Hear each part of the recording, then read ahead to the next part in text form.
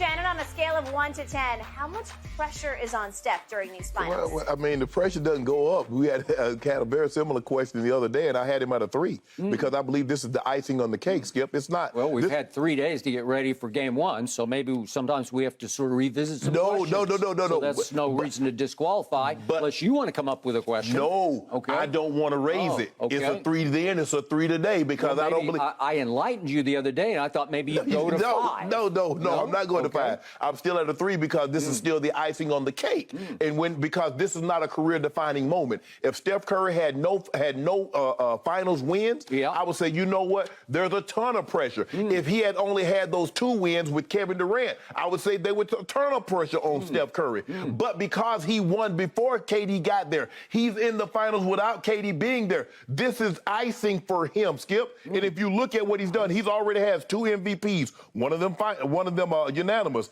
He has the most ever threes. He's a career 47, 43, 91 guy, 47% from the floor, a 43% career three-point shooter with 91% from the free throw line. One of 11 players to go 50, 40, 90. And he did that in the season in which he won a unanimous MVP. I get well, he doesn't have a finals MVP.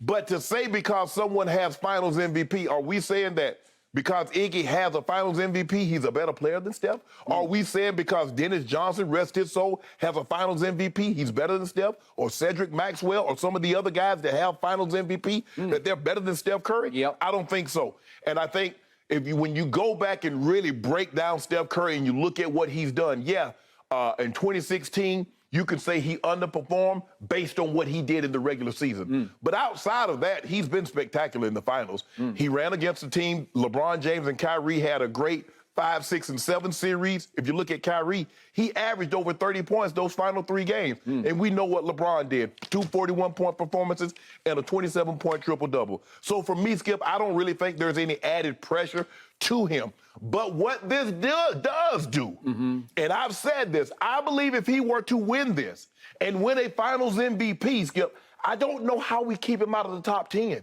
because he will be one of 6 players to have 4 championships and 2 MVPs. And then you throw the finals MVP on top of that, Skip. Kareem, Duncan, LeBron, Magic, Jordan, Bill Russell.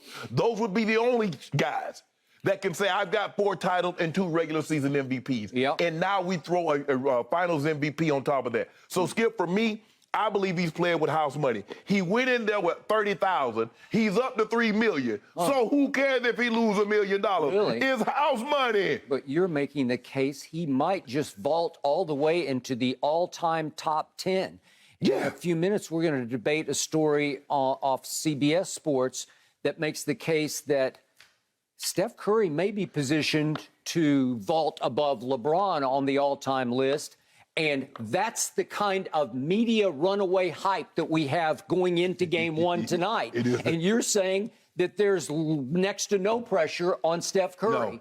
No, really? No. There's no pressure. Really? Like I said, you feel the pressure, Skip, if you haven't accomplished something. I mean, I can imagine what it was like, especially, but even when he did it for the first time in 2015, because he was so young. If it was later in his career and he hadn't gotten any, or like I said, he had won those 2 finals and he had the 7-foot monster beside him. Now, Skip, he has to show that he can win without him. But the mere fact that he's won without him before, he won 2 MVPs without him. He went 73-9 without him. He's back without him. I think that's a lot of trophies on the wall, plaques on the wall for Steph Curry. So I don't view it as the amount of pressure that you view it. Now, I do think the finals MVP, that is the crowning achievement. That is the Hope Diamond in Steph Curry's that's missing from him. That is right, because he has 2 regular season MVPs, one of them unanimous, and he has no finals MVPs. And you could say that he won 2 of his finals thanks in largest part to Kevin Durant. Can you make the case that Steph is better in overall value than Kevin Durant? Because I cannot, but most people do. I don't get it, but most people, runaway media train, are saying that Steph has already proven he is more valuable and just a better overall player than Kevin Durant. Let me ask you a question. How about this? If their careers ended right now and neither played another game, whose legacy is better? Okay, well, Kevin Durant has back-to-back Finals MVPs and took Steph for a ride in both of those, so I'm going Kevin Durant. One guy got back-to-back regular season MVPs. Okay, what would you rather have? I'll take the 2 finals over the 2 regulars. Skip, a Finals MVP is based on 7 games or however many games you play. The regular season MVPs is based on the regular season. We've seen guys win regular season Finals MVP and never, ever come close, not even getting a vote for a regular season MVP. So I think the regular season MVP holds a little bit more weight. Okay, so to continue to frame it and to continue to make the case why the pressure on Steph Curry starting tonight is a 10 on a scale of 10. I'm going to tell you why. Okay. Obviously, not only does he not have Finals MVPs because of Kevin Durant, and the ghost of Kevin in Golden State hangs over this team starting tonight. They're going to have to go prove we can do this without him, because we saw what happened in 2016 without him. They had a 3-1 lead, and Steph Curry suffered the second greatest superstar meltdown I have ever witnessed in a finals, next only to LeBron in 2011 with the Heatles against the Dallas Mavericks in games 4, 5, and 6. But this was games 5, 6, and 7. And 2 of the 3 were at home. And I won't beat the dead horse of the statistics, but Steph Curry completely melted down in those 3 games. 2 of the 3 at home, lost all 3 of them, and it's on his head that they blew that finals and gave LeBron a ring he did not deserve up to that moment, down 3-1. That should have been Steph's series. It should have been in his back pocket, and instead he spilled it all over the floor in games 5, 6, and 7. He owes his team for that one, and I believe he owes his team for what happened in 2019 against Toronto, because without much Kevin and without Klay at the bitter end, if you look at games 3, 4, 5, and 6, closeout game was 6 against Toronto, Steph Curry shot 33% from 3. He's a career 43% regular season three-point shooter, and clearly he is the greatest shooter ever and the all-time king now from the three-point line. And he did that against Toronto, and he also missed the walk-off shot that could have sent it to Game 7. He missed the shot. It was 8 seconds left in Game 6. I don't know. Do we have that yet? I'm not. We do? Okay, let's see it real quick, just to remind everybody. This is the end of Game 6 at Oracle, and Steph got a pretty good look. That's a great look. For him, that's a great look. All right, well, you got to make one of those every once in a while. Just if you're the greatest shooter, you got to do it on the greatest stage, and that would have forced a Game 7. If he makes that shot, we got a Game 7, and he did not make that shot. Right. And then just to drive this home a little further, let's now go back to the end of 2016, and over the last 6.5 minutes of Game 7, as LeBron had the great chase down block, the bicycle built for 2, obviously, and Kyrie hit the shot of shots. Would you believe that Steph Curry missed his last 5 shots? The last one didn't really matter because the game was decided at that point. But could we see the 4 shots that he did miss? These are all game-on-the-line shots. These are all begging to be made shots. The first one is to go up 4, and that missed everything. And then this one is to go up 3, so the game's tied. And this one is, once again, to go up 3, and the game is tied. And that hit nothing but backboard. That's pretty ugly, I got to tell you. And then this one is to tie the game. And that one was pretty well guarded, but he missed it long right. Right. Okay, that's the greatest shooter ever. So now let's fast forward to tonight. I'm going to make the case to you, and I believe I'm dead right about this.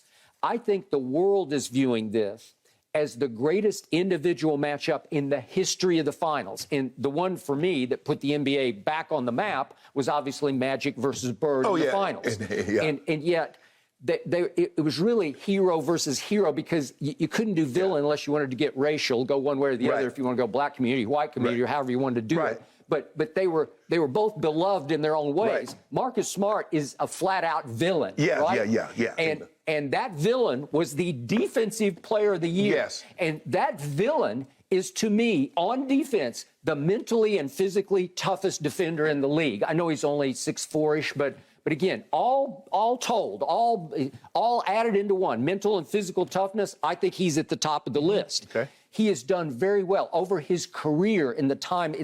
the stats a little bit hazy, but in the just strictly one-on-ones he's had with Steph over his career, Steph's only shot 29% from three against him. Okay, so we got that. But on the other hand, we have the single greatest shooter ever. I have no quibble, no quarrel with that, because he revolutionized the game from three. He basically invented the logo three. He invented the great shot, bad shot. It used to be a bad shot, and now it's a really good shot for him. Or the bad shot, great shot. Okay, however you want to look at it, where you can't shoot that shot, and he made it fashionable. He made it okay. He made it like, it's a great shot yes. because it has even more impact than the slam dunk. It does. It transcended the slam dunk, and on just sheer entertainment, electrical value. It's even more exciting than the slam dunk. And that's why we see these leads of 20 points evaporate in the blink of an eye. Okay. The team comes down and hit a couple of those. But Skip, here's the thing: you keep saying that he came up small without Kevin Durant in 2016, but you don't mention that he's gone. He went and won it in 2015, although he didn't win Finals MVP. He did not. But he's down 2 games to 1 thanks to LeBron. Right. That's the greatest stretch of LeBron's Can I ask you a question? I need somebody to help me this. Why is it always that Steph Curry, when he lost, they say, well, he couldn't do it without KD?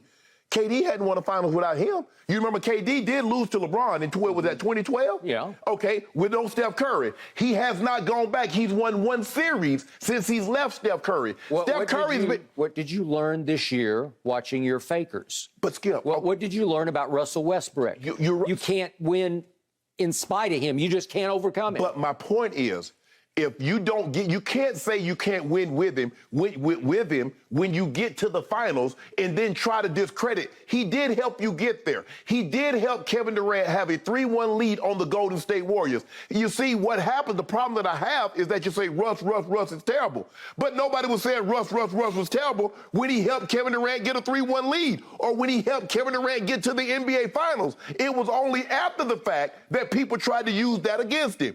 All I'm saying is this, is that when you look at Steph Curry, and who's to say Steph Curry, the way they're built, who's to say they're not back next year?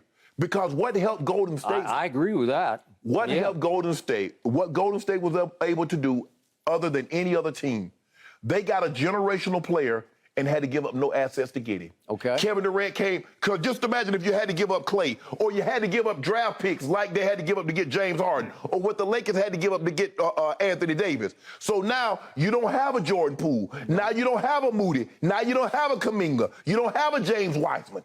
Okay, I got it. But if you see what I'm saying, right now, as we enter game 1, the star of stars in this finals is Steph. It's like far and away because even if you look at his team, everybody believes that Clay just ain't what he used to be. Well, he isn't. I mean, you can watch it and tell. You can look at the way he moves. All right. His touch is coming back a little, but it's few and far between. Clay go 5 games and score 15 points, and then he can explode. Steph is normally, Clay is normally right there, 22, 23. He don't have the games that he's been having. Okay, and then we look at Draymond is a nice basketball player, but he's kind of a non-shooter, right? A non-scorer. Right. He just scores. He does all the other stuff. He does all the shooting but score, right? And Kevon Looney kind of does everything but score. He might get you 10 points, but you want to get 12 rebounds. Well, you better not let him get 10 points. He gets 10 points, you're probably going to lose. Okay, all right, so there you go. And Andrew Wiggins is still viewed as more of a wing defender than an offensive player to me. So you got Jordan Poole, but he's a bench player who comes in. So it's just Steph or bust. So the pressure mounts because here we go with Steph Curry. And the media runaway train I'm talking about, every story I open up on my computer is about how Steph is finally getting his due, that he's actually been underappreciated all these years, and now he's back again. I don't know about all that. Well, I'm reading a story. The great Howard Beck, who's been covering the league for years and years, wrote a great piece. I'm not sure I agree with the premise, but that we have a new definition of dominance defined by this little man. Right? This 6'2" player. Well, that's the thing, Skip. This is a big man's league. And we don't normally see guards dominate unless it's Magic Johnson, but Magic is 6'9", he's considered a big. But when you look at Steph or you look at the Allen Iverson, it's not been very often that a man 6'3" or below has been able to have the impact on the game like a Steph Curry. All right, so now I'm telling you why the pressure is mounting, ratcheting up to a 10. So Howard Beck writes that calling Curry the game's greatest shooter is like calling Michael Jordan the greatest dunker or Kareem the greatest skyhook maker. So accurate to be sure, but comically insufficient, writes Howard Beck. And the GM Bob Myers says he's so much more than that. I don't think we properly appreciate him even now, as much credit as he does get. And then Howard Beck goes on to talk about his sublime ball handling, his ability to weave in and out of traffic, his soft finishes at the rim with either hand, his mid-range marksmanship, his balletic assortment of floaters, scoops, and step-throughs, his passing and playmaking and court vision, his rebounding, especially for his size, his stout screen setting, his knack for drawing double teams, then solving them with a quick pass or shot. So he's saying he's dominating the game in ways we've never seen before, but it still counts as supreme all-time great domination. Right? And it is. It is. They work. I mean, and he allows, I mean, it's perfect, Skip, because Clay, and Draymond, I don't know if either guy would have ever been what they became without the other two guys.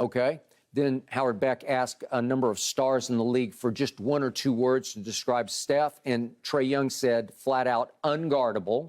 And then I liked what Karl Anthony Towns said, even though it's more than one word. He said, best tough shot maker in NBA history. History. Okay, so pressure is mounting, and he's called in the story, of course, the baby-faced assassin. And then this is from Shaquille O'Neal. He just loves Steph. To have a guy as little as he is do that in a league of big, strong guys is amazing, as you just pointed out. Every time I see Steph, I don't see a lot of muscle. I don't see big, brawny chest. I don't see big shoulders. I know he's 30-something, but he still looks like a little kid. By the way, he just dominates, and then he stops himself. He says, well, not dominates. It's just the way he takes over games, because Shaq's saying it's hard to go dominates when he's kind of a willowy 6'2", right? Okay. We think of dominate. We think of Giannis. Grab the rebound, go dunk it, and then on the defensive. That's not. But Skip, he is dominating in a different way. Because that three-point shot, when he makes a couple of them, the building erupts louder than it ever did with a dunk. Okay. So here's Klay Thompson's quote to Howard Beck to sum this up. He says of Steph, he's one of one, and there won't be another player like him ever. Now, that's a mouthful from your running mate, right?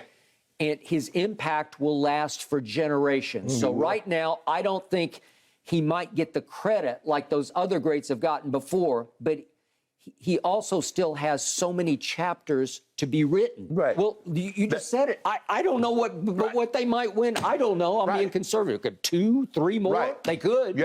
Right? The way they're constructed, they're built to get back multiple times. And that's why I don't believe the pressure. Skip, if he was LeBron's age, let's just say for the sake of argument, he's 37, 38, or he doesn't have one of these on his belt already. Now, Skip, I'm going to say, man, I mean, the dude is 38, Skip, and I don't know how many more opportunities, but I believe he's going to have several opportunities to do what he has an opportunity to do starting tonight. All right. So think about this.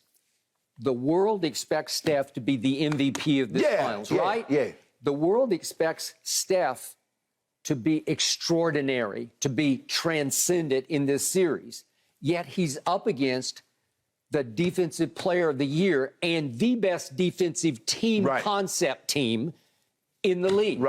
The team that took Kevin Durant right out because they just said, we don't respect him or we don't fear anybody else. We're going to take him out.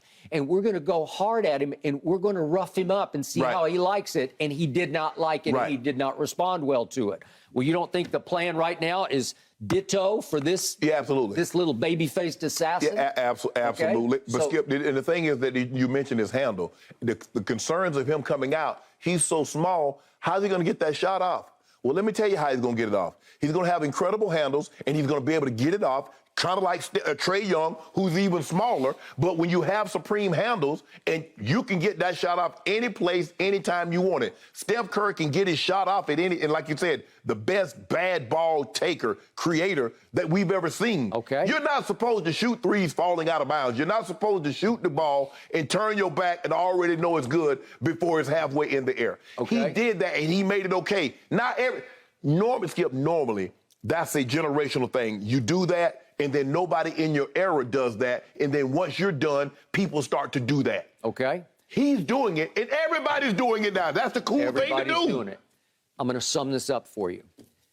The things that I don't love about Steph is the showboating, hot doggery that I see from him that escalates, where he's shimmying or he's chest beating, or against Memphis, he gets fouled on an and one. Well, I put you to sleep, but against Memphis, he runs all the way to the other end of the floor before he shoots the and one free throw to beat his chest. Yeah, get the crowd into it. Yeah. Get the crowd into it. And then he went all the way back down, walked the length of the court to shoot the free throw. And then he's going to put you to sleep on his hands, lay on his hands after he makes a big late Good three. Night. Okay? Well, I'm okay with that if you can back it up. Yeah. So now that's why I got 10 out of 10 pressure. I need to see him back it up. I'm picking Golden State in large part because of him and because they have home court. Right. Well, it starts in game one. You're going to have potentially 4 out of 7 games in your place. building. Yeah. And you better take care of home court business, and you better be Steph tonight. Right. You better light it up, and you better be showboating and hot dogging and doing all that, because you better have reason to do all that. Yeah, well, Skip, I've always felt that this was the series, and I think it's going to be a better series than people. I think I'm seeing a lot of people think the Golden State's going to cakewalk this thing. I don't see it as a cakewalk. I don't see that as a cakewalk because I think the Celtics are very good. Offensively and defensively, they got 2 guys that can go get major buckets, and that's what you have to do against the Warriors team. You have to have multiple guys that can go get you buckets. Yep. But, Skip, I think the thing is with Steph is that he does all that, Skip. If he means mugs like a Giannis and a LeBron, who's Skip? I mean, like when Giannis and LeBron do something, they mean mug and they doing all this. They can't do that. He's 6'3". I don't even think he's 6'3", but whatever. Okay, but he's like, get out here. So he has to get in the crowd, so he's showboating, he's shimmying. He is. Okay, here we go. And you picking it. Guys, you just gave me all the reasons why you shouldn't pick him, and you just picked it. I like Clay. No, man, whatever. You're talking about some Game 6 Clay. It's Game 1. Mm-hmm. Shannon, I gotta jump in. I'm sorry, we were out of time. Boston has been so strong on the road. It'll be interesting to see how they respond in this final series. Thank you for watching. You can subscribe here to get the latest from the show, and be sure to check out more of the best clips from Undisputed, or go watch a few other segments from our other shows on FS1.